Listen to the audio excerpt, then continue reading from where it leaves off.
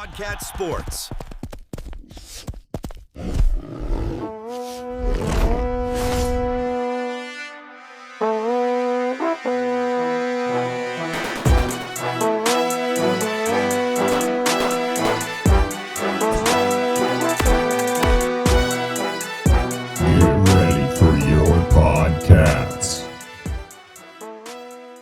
Hey, yo, Cats fans. Hello, everybody out there on the internet.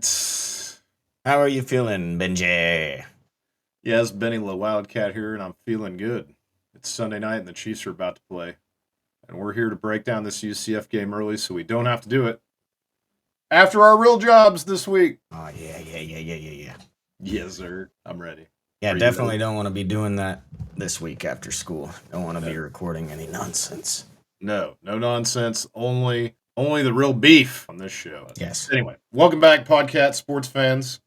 How many we got now? All 78 or something? I think we were around 80-something. 80, very nice. 80 or 90. We're almost to the century mark, and then it's a long road uphill to 1,000 after that. We'll try to deliver some good content.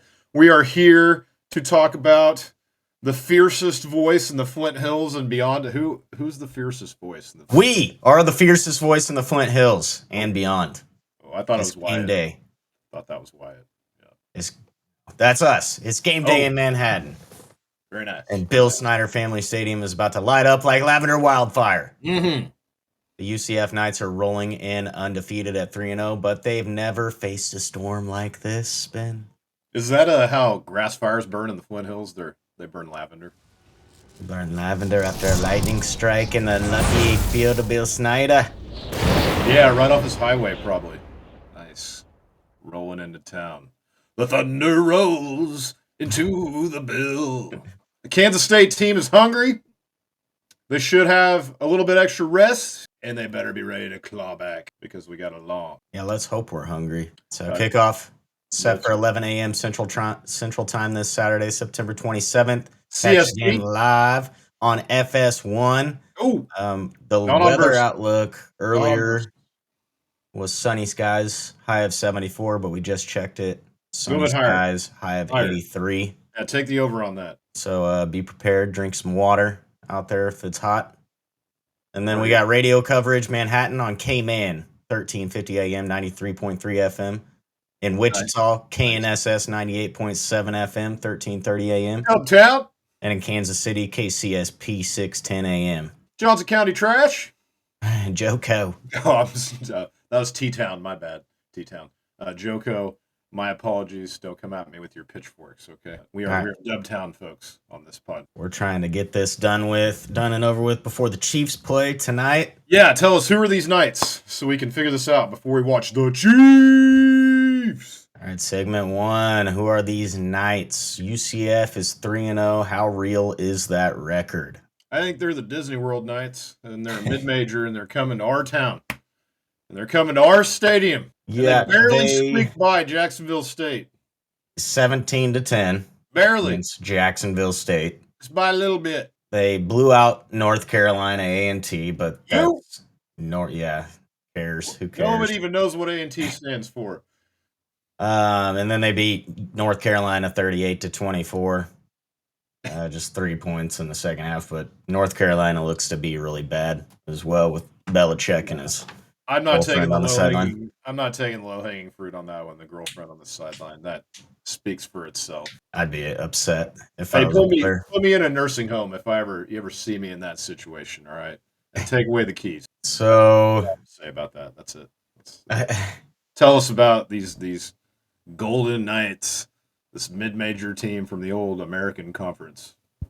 Against Jacksonville State, Taven Jackson was 282, threw for 282, 2 touchdowns. Yeah. 17 for 24. Okay. Not bad. Their running back ran 21 carries for only 79 yards that game. 21. 79 yards, huh? On 21 carries against Jacksonville State. That's not very good. Come on, man. I probably could have ran for that much against Jacksonville State. But that same running back also had 3 receptions for 71 yards that game. So, I mean, I think their running back is pretty solid. I take that back. He must be at least Division I level talent. Not just intramural level talent. But T. Jackson, 54 for 77 on the season, almost 700 yards in 3 games. He's completing 70% of his passes for a rating of 158.7. Let's see what he can do against some real competition. Yeah, we do got to worry about Horace Lockett. They've got a Lockett on their team. Oh. Wow. He's on defense. Yeah, I said real competition. I want to apologize. Back that wagon up. I'm not sure if we're. Bag it up. We don't even have an identity, apparently. So maybe we're not a real competition. Let's see. Tell me about this guy. Who are you mentioning? One of the receivers? No, it's Horace Lockett. He's a defender. Oh yes, that's right. I remember seeing him last week on TV. He's a defender, so he didn't really do anything last game. He just got that sack that one game. Not too worried about him. Maybe Lockett will be matched up on Lockett, but I don't know how much PT Lockett's going to get, how many reps he's going to get after fumbling away that punt. Hopefully he'll get another chance. I bet he will. But it looks like Taven Jackson is going to be able to run the ball a little bit, which is worrisome after what Noah Fafita did.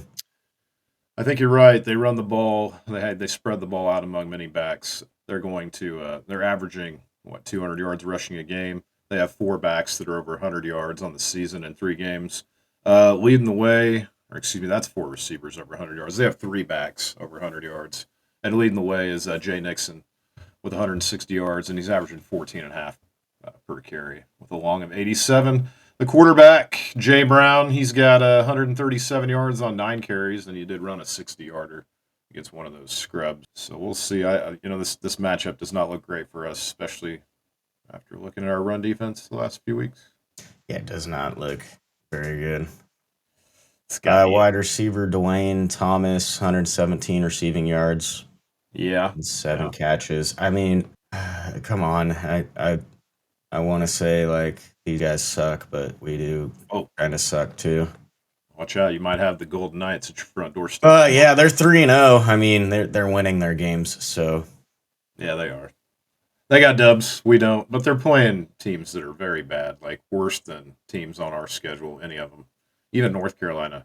I tried to play with North Carolina on NCAA 25 this summer after it came out. Trash. Or maybe it's a user error. Not sure. User error. Yeah, I'm not a smart man. I do not know NCAA 25. So here's some questions. Do we think UCF's defense is legit or just untested? Untested. They played North Carolina at home in the bounce house. A biggity bounce. Yeah, I'm seeing 2 sacks. 2 sacks against North Carolina. 2? Yeah, just Gio. They got Gio Lopez twice. And of course, I think they got more pressure on Jacksonville State. They just had 2, but they had many more tackles for loss in that game. Yeah, you think their offense can handle a hostile Big 12 road environment? I know last time they came into town, they were never really in the game. Well, that just depends if it really is hostile or not. I think our fans are probably pretty upset, and we'd have to get off to an early start to actually be getting loud. We always sell out the place, so I'm not worried about that, and our student section should show up. Hey, I got some advice. I got some advice for all the fans, especially the ones that go in through the southwest gate. Just make sure you shake Ernie Barrett's hand or give him a high five or a hug before you go in. And I think that'll bring us the luck we need to handle business here this weekend. Yeah, let's hope so. We need something. Mm-hmm. We need the Ernie magic. All right, so segment 2. What is wrong in Manhattan? We sit at 1-3. That hurts. Let's break it down. Losses: Iowa State and Dublin, 24-21. Ouch. Army, 27-17. Ouch. The Arizona State game was not 31-28. Nah, man. What's wrong with the co-pilot? This co-pilot is drunk, man. 24-17. Correct. So that must be. And we didn't lose to Army 27-17 either. Some game from the 1940s they probably referenced on that one. So remember, kids, when you're using AI, it's sourcing half fake news, half real news. Yeah, we lost. Corroborate your sources. 24-21. Use your brain. 2 games, 24-21. Anyway, you asked what's wrong in Manhattan, Alex. All right, and yep. The answer is nothing. Manhattan's a beautiful place. It's the fall. What's wrong in the weather is beautiful. Manhattan? There's nothing wrong in Manhattan. All right, we have a great stadium. We have good facilities. I heard we got great new concessions that I'm looking forward to eating. The last game of the year when I see us play against Colorado. Hopefully it's not just leftovers by that point. You know how that can be if you've ever worked concession stand at a stadium. But there's nothing wrong in Manhattan, man. Go to Aggieville, drink a beer, eat some food, all right? Enjoy your times with your families. There's nothing wrong. It's a football game. We'll win some, we'll lose some, and eventually there will be a parade in Aggie. Nothing wrong, huh? No, enjoy, especially if you're one of the students. Like, what are you doing? You're living on government money, or maybe mom and dad. I don't know.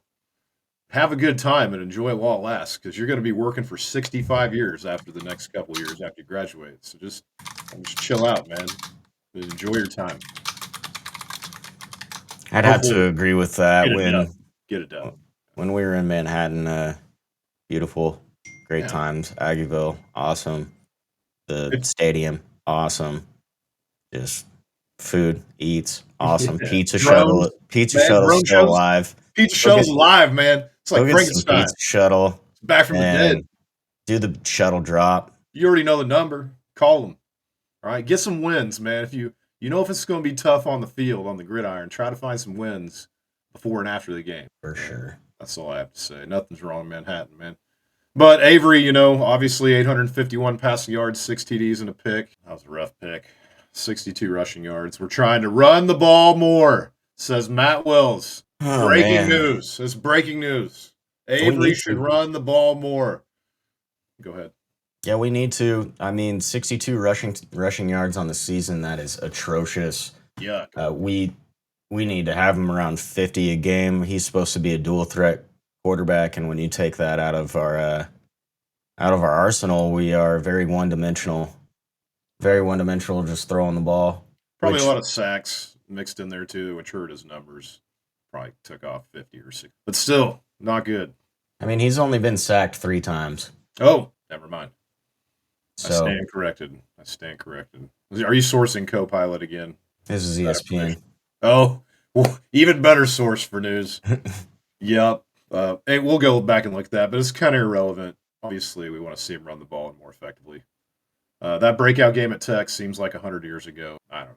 Let's talk about Jace. It's a huge problem that Jace Brown, he's got 3 carries for 104 yards, and then our top running back has 30 carries for 135. Yeah, we need to find somebody. 136. Find 2 guys, give them the reps, which we talked about that in our post game earlier today, which we recorded earlier today about the Arizona game. So let's just find 2 guys, top 2 guys, give them the reps, figure out who's going to stick around, who's committed, give them the reps, and stick with them. Because at this point, you have nothing to lose. Just get them the experience they need. And yeah, hopefully Jace at some point won't be our leading rusher. So he's got a couple touchdowns, 284 yards receiving, which, you're hoping he'd be up closer to 400 by this point. But he's still on pace to be over 1,000 or close to it, 800-900. Hopefully he'll have a big game. One of those outliers will help up his averages. Yeah, and this time last year, we probably had DJ Giddens at probably around 400 yards, I think. Yeah, I miss DJ. We really miss that in the back. Huge loss for us on offense. Just like those losses on defense we talked about in our previous episode. Then, Joe Jackson, obviously, I think he should get the reps. Him and the freshman. We need to utilize those 2 guys the same way we were the first 3 or 4 games. As long as they're the ones who are, helping elevate us in the locker room and not the. How much are we missing DJ Giddens? Huge, of course. Big time. He's balling with the Colts, of course. And not having that guy in the backfield who you can really lean on for 15 or 20 carries and over 100 yards almost every game, it hurts. Yeah, and I think he made the right decision, right? Obviously, to go to the NFL, but I don't know if he does as well this year with this O-line that we have. Yeah, probably not. You bring up a great point, and I thought the same thing.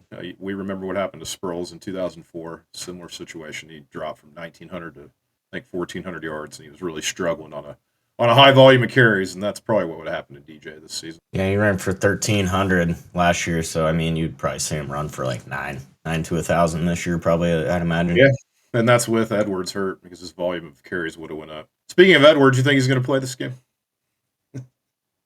I honestly have no clue.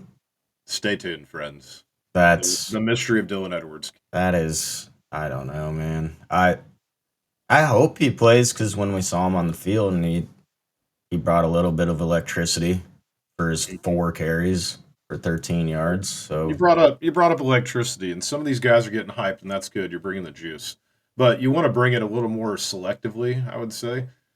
You saw what Arch Manning did last weekend to that defender in the end zone. I mean, come on, who are they playing? Texas. Sam Houston State. Yeah, why are we flexing on Sam Houston State? Like that's one of those touchdowns where you just go hand the ball to the official because you've been there 1,000 Yeah. times before, and you go to the sideline, you start planning for the next drive. So that's what I'd like to see out of us. Hit a big play and know when to celebrate. Stay disciplined, friends. And speaking of that, Logan Bartley will be suspended for the first half. Yeah, knocked out Trey, huh? Yeah, actually, yeah, first half. He'll be out for the first half. You know, he knocked out Trey like Trey McTwire. Remember that? Yeah, that was a good time. I saw that. That was right in front of me. That was from me to probably the street out here. Our other injuries we talked about. Got judged. Sorry, Yeah. I had a flashback. 2012. Go ahead. Other injuries. He did get judged. Trace Spivey. McTwire's still. But anyway, go ahead. You got to give Trace Spivey the credit, man, for getting up pretty quick and he got off the mat. Right. McTwire did not. All right. So Bradley, we still got Bradley. Yes. Injured. We have an injury report coming out midweek because this is a Big 12 game, so we'll know more by Wednesday. All right. But Bradley, hopefully he plays. We got Whitaker still out. Colby McAllister, man, still out. I just wonder what's going on with him. No word on Fitzpatrick's health, probably. Might not play. No, Fitzpatrick's still personal, so we may know more, like I said, on Wednesday, but these are just some guys like Larry Porter as well. He's a freshman. He's a wide receiver. He's really good. These are some guys that we're missing that we could get into the game. So hopefully on Wednesday we'll get some good news. Well, let's move on. How do we flip the script here in segment 3? We're coming off a bye week. You know, the moment's coming here Saturday at the Bill. Kickoff is at 11 a.m., correct? Yes, 11 a.m. Yep. So be safe on that drive, Cat fans, whether you're coming west on I-70 or east or maybe north on 77 or something. However you're trying to get into Manhappiness, be safe on that drive. Hopefully the turnaround will start now, because if it doesn't start now, the only thing we got left is trying to extend that KU streak. And if we can do that, that might save Kleiman's job. But if we drop this game, then we're staring down, KU in a few weeks, see what happens. What do you think? What are your thoughts here, Al? Tell us what you think, man. We need to find an identity. We need our offensive line to gel, obviously, but we need Devon Rice on the field, I think, for sure. Yeah. Or, we just need consistency of who we see on the field at running back. We need to see Make it make sense. Yeah, we need to see Avery and his dual threat ability. He needs confidence. He needs to get out. And I don't know if we need a designed run. We need to run a play action with all the receivers running one way, and he just rolls out and goes the other way, right? Get a body right. For an easy 15 yards so he can get some confidence, but you need to draw something up where he just gets confidence, where we know that he's going to get the ball out to somebody or he's going to have an easy lane to run. I think one of the key indicators here in this game, I would agree with that offense, is time possession. See if we can move those chains and get some long drives and try to build some confidence, because you can't build confidence when you don't run plays. And the last couple weeks, we've been off the field a lot. Yeah, is our offensive line going to finally gel? Yeah, it reminds me of a song by Collective Soul from the 90s, Gel. Let's hope so. Maybe they should all listen to that before the game. That'll help them out. And then just stare at the 16. That's all you got to do. Not 4. 4 times 4. 16.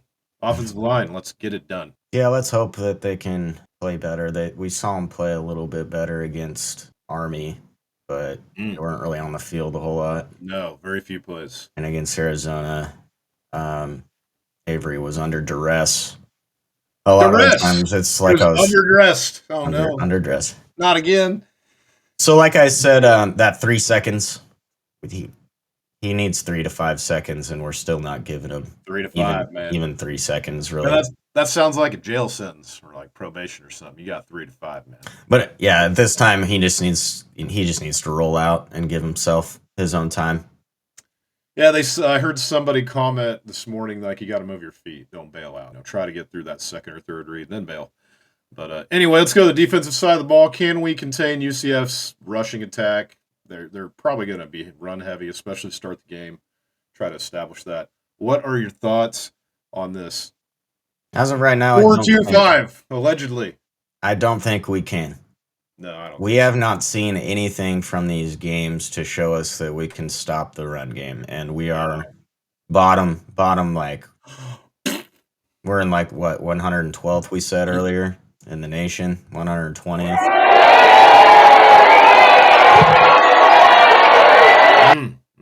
That's bad. It's real bad. It's bottom of the barrel bad, and yeah, it's got to be fixed right away if we're gonna have any hopes to get into a bowl game or beating KU in a few weeks. Yeah, and at this point, you probably got to put 3 linebackers no matter what out there.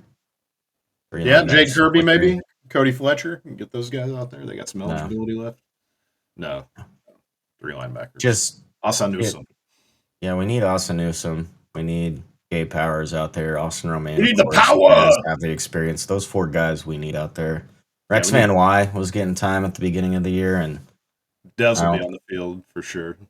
I don't believe Rex is getting as much time. I guess he had five solo tackles and 5 assisted tackles. Yeah. Keep your heads up, defense. Try to create some turnovers. That's what we're looking for. That's what I'm gonna be looking for. I don't care how many yards you give up. Create some turnovers. Barely. Flip the script. Barely any Asa Newsom last game. Still. Not very awesome. Quite the opposite. Well, what's the outlook, man, for the rest of the season? Where do we go from here? Sorry, give me a second. We go into Waco? All right, the outlook for the season. We are going to Waco. We play Baylor, Tech, Oklahoma State, KU. Got to go to Waco. I'll pull the schedule up for you guys on the bottom of the screen. I got no respect for Baylor. None. But the outlook is looking like if we lose this game on Saturday, then we may not win another game the rest of the season other than That's crazy. Okie State. That's crazy. And that game's on the road. So who knows what state both of those teams could be in by that time if we lose this game on Saturday. I think you can go 4-8 or 5-7 and keep your job for another year. But you're right. If we go 2-10 or especially 1-11. Well, that's that'd be crazy. That's crazy. Do we want to go 4-8? Hey man, I just want what's best for Chris Kleiman to keep his job. These kids right now, man. Best for Coach Kleiman. Bluetooth staff. Disconnected. I wouldn't Bluetooth connected. I would never want us to, not to lose and sandbag and throw the season just so we can, move on and flip the script completely and wipe the slate clean. So I want what's best for them now. I want to win. Yeah, and to get to bowl eligibility, we need 5 wins. So if we get 5 wins, they'd have to be Okie State, Colorado. 5-3. 5-3. Ooh. It would have to be Okie State, Colorado. It's got to be UCF. Can't lose this game. You gotta have the win against UCF, and then you probably gotta beat 2 TCU more at home. It's gonna be tough, but Hoover sucks. That's a vacuum joke. He's probably TCU at home. Yeah, he's decent. And Texas Tech at home. I honestly I don't see it. Tech at home. The other games at Kansas. Glad that's at home. At Utah. At KU and at Utah. If we can steal one or both of those. I'm gonna be. Then we're in a bowl game, but we're probably gonna need to win one of those too. My outlook is 3 wins this season. Yeah, I'm thinking we're 4-8, 5-7. We'll see. Hopefully, we can get to 6. 3-9. Let's find a way to get to 6. That should be the motto the rest of the way. It'd be nice. Forget this 1-0 crap. Let's go 5-3. Yeah, 8-0. That's such a 8-0, baby. 8-0. No, we're still hoping we go 8-0. Bang, bang, bang, bang, bang, bang, bang, bang. Delusions, man. You got delusions. You need to go get some. Hey, I believe we can turn it around. What needs to happen? Red zone efficiency obviously needs to improve. We're one of the worst in the country. We talked about that earlier. You gotta punch it in, man. You gotta punch it in. third down conversions have to rise. Obviously, it just looks like we are scared. Yeah. We are scared. We don't know what plays we're running. You got to get to the chains when you're running a route and make sure you're not coming back on that route in front of the chains. Just don't have third down. Maybe just get less 7, third 8, downs. 12 yards play. That'd be nice. We can do that. And what then about coaching adjustments? Yeah, we gonna have any of this? We better. Sorry, we need to. We need to change up the personnel. I think if guys are ready to play, we need to play them. Obviously, Dylan Edwards was not ready to play last week. Yeah, we're just not changing it in the backfield. Don't change it in the backfield. We want Joe Jackson and Devin Rice. Devon Rice. Completely change everything, man. Yeah. Just keep it consistent. Give us Devon Rice, Joe Jackson, Let's get those guys going. Give us Lincoln Cure, Braden Lofton, Garrett Oakley, Jace Brown, Tibbs. Give me the dub. Don't need to get crazy. But if we do get crazy and we lose this game, is coach on the hot seat? So Chris Kleiman is 49-31 at Kansas State. Oh, that's not what Copilot says. Well, Copilot doesn't have this year's. Yeah, Copilot, come on, man. He's beaten 5 AP top 10 teams. Maybe that's Nebraska. We're not Nebraska. More than any Big 12 coach since 2019. Right. But this season, the heat is rising. It is. CBS Sports gave him a .78 stability rating. Where does this come from? Untouchable. Let me see that formula. Stability. It actually comes from CBS. Oh, I see. I'd like to see that formula. It says 3. It gives you the little thing right here. So that's SportsIllustrated.com. Says he's untouchable before the season. Yes. .78. What does that mean? Tell the people what that means. .78. Right now he's .7. 78%. That was before the season. 78% that he's gonna. Yeah, that's his stability. What would you say his stability rating is now? Right now, I'd probably say 0.5.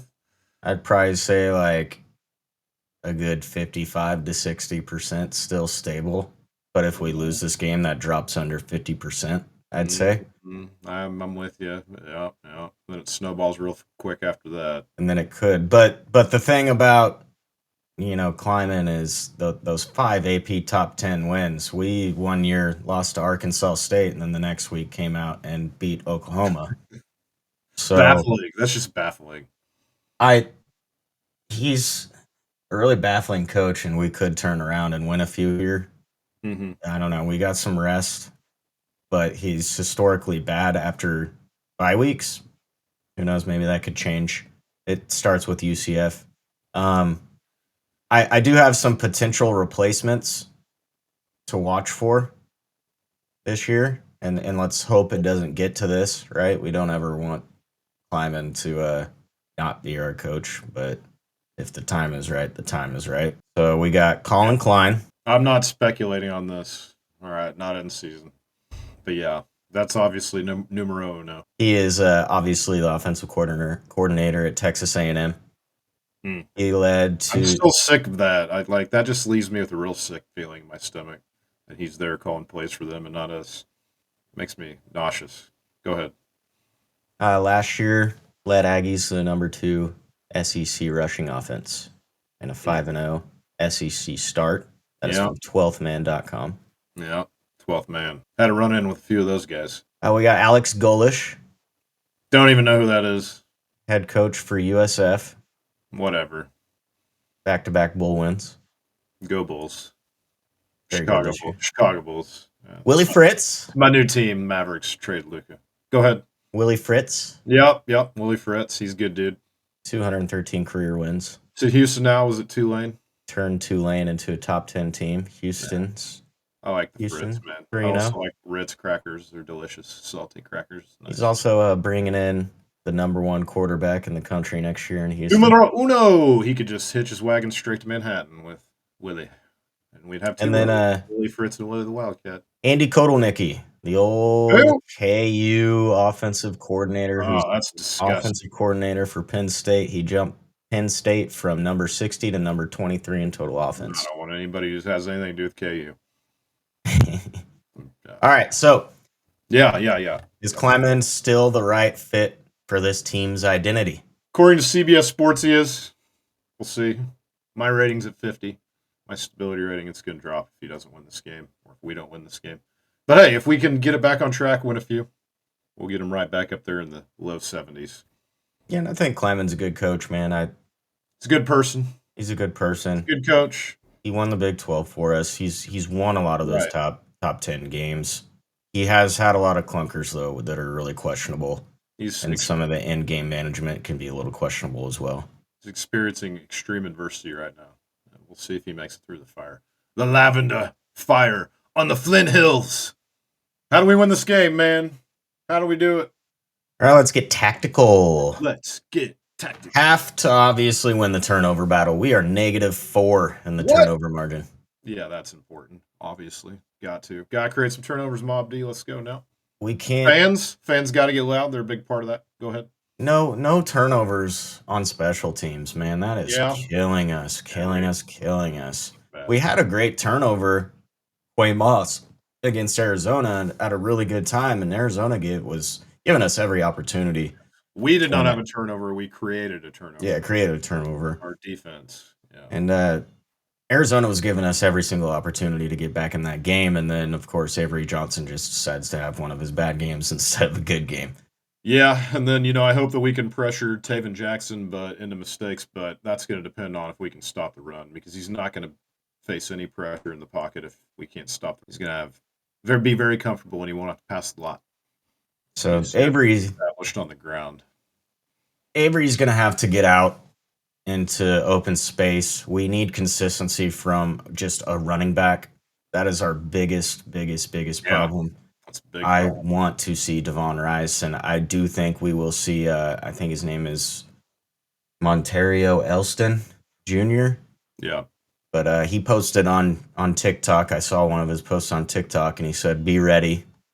Be ready. Let's go." Yeah, let's go. Hopefully he's talking to himself.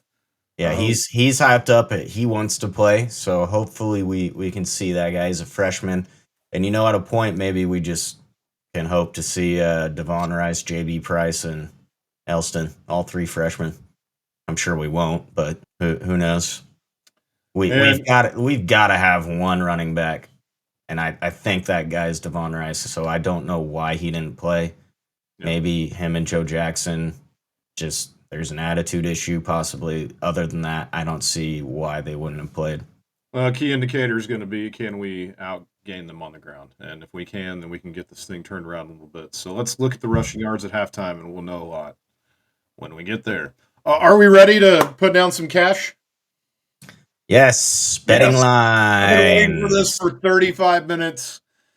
Oh my God. Generous whole United. Time. Oh my God. I got all the insider info for you, and we are ready. All right, so bets. Kansas State opened as a slight underdog, according to ActionNetwork.com and OddsShark.com. The over/under was 52.5. The spread was UCF -2.5. But if I look on DraftKings now, Wait, just a second. Yeah. Moment of truth. Kansas State is -5.5 favorites. The over/under is 48.5. So Kansas State is now favored to win the game, which I don't know why you would bet on Kansas State. Yeah. A lot of people bet like little babies. They don't really think straight. And maybe they just bet because they love their cats. And I'm going to bet the money line. Kitty. Yeah, I think I'll stay away from the money line. I'm going to go Cats, UCF over money line. 48.5. This game could be ugly. Ooh. Could be lots of turnovers. Lots of turnovers. You could see UCF gashing us, and then on the other end, you could see us gashing UCF. I'm taking the under. Then the Cats to win. Yeah, I'm going to take the over. Under 52.5. I think Avery, he needs to break out in this game. I think this is a big opportunity for him to show what he's got. I think he had that opportunity. Well, didn't have that opportunity against Army. Or not Army. Army. He looked on point. Remember? Hey man, I'm taking the undies because I'm underdressed, and it's gonna Under make me duress. feel under duress undies. But yes, I do remember. I do recall. Cat fans, bet the Wait. under. 3 tractors, confidence level. That's what I got. 3 tractors. Yep. You I have a think possible- I have a possible. you think the Wildcats can claw their way back into Big 12 relevance? And if they can, what do they got to do? No, they cannot. Not right now. Not this week. It's going to take time, and it might be till November. So string together some wins. That's what you have to do. But no, we just need to worry about trying to get to a bowl game right now and beating KU. Those are my 2 biggest concerns moving forward. Yeah, I'd have to agree. I mean, beating KU, man, I'm not too worried about that. If we lose to KU, we lose to KU. They're the better team. Wow. I'm not too worried. I'm more worried about bigger picture here. If we lose to UCF, to be honest, bigger picture. Because if we lose to UCF, dude, there's no way we're gonna beat KU. Yeah, I'm worried about beating KU because that's really all I care about. And, back in the day, that was all that really mattered. So, but hey, man, let's be UCF this weekend. That's step number 1. Let's go 1-0 and repeat that mantra we've been hearing from the locker room. Let's go 1-0. I mean, when you beat KU 16 times in a row, it's we'll have some moral victories. When you beat KU 16 times in a row, it's kind of time to. I don't want to hear that crap. Let it go. I'm not letting it go. No, why would we let it go? It's still going. So why we're not going to let it go till after it's gone. All right, we're not going to let it go. And KU's going to have to earn every bit of that. Yeah, true. Yeah, well, hey, who knows? Who knows, right? I think that's down the road. It's down the road. It's UCF, man. It's UCF. Yeah, if we want to get back into Big 12 relevance, we win this weekend, and then we string off a couple wins. This is something I think that Kleiman can do. I think we have the talent to do it. I think we just need to make our adjustments and stay consistent, find our identity. So beat UCF, and then me and you will bring the magic and Kendall, and we'll bring the magic to Waco. Yeah, and then Farmer John won't be mad when he calls Matt Walters after the game on the drive back down. And then that'll set up for a huge stretch, because I think if we win those 2, you can start getting some more talks of, hey, like, we're 3-3. Oh, we're 3-3, right? We're 2-1. We have a winning record in the Big 12. We have a 2-1 record in the Big 12. Maybe we can make some noise, getting upset against TCU. Yeah, and then play KU with some fire. We'll see that, but that's the only way I can see it, right? This team builds off energy, is what it looks like, kind of like that KU team from last year. They were great. That KU team from last year was a great team, and once they figured out their mistakes, they got a lot better at the end of the season. I think this K-State team may be the right way. They're the same way, where they don't have the energy, they don't have the confidence right now, and they're losing games. And I hate to compare it to KU, right? Yeah, I was gonna say, please don't do that. But that's what it is, man. I've never seen this in my lifetime. We're 1-3. This is the first time since 1989. Taylor Swift was born that year. This is not K-State, right? This is not K-State football. No. And we want to see that K-State football. We want to see that discipline, so we need to come back and show that these next few weeks. And if we don't, then it's bad news Bears. It is. And speaking of the Bears, they beat the Cowboys today, and the Chiefs are about to start. So we're going to wrap this up. So that's it for this week's Paw'dCats pregame. Stay fierce, stay loyal, and let's make Bill Snyder Family Stadium the loudest place in the Big 12 this Saturday. Lavender pride never dies. Bye-bye, everybody. See you later. Go Check Cats. you later, Cats fans. Go Cats.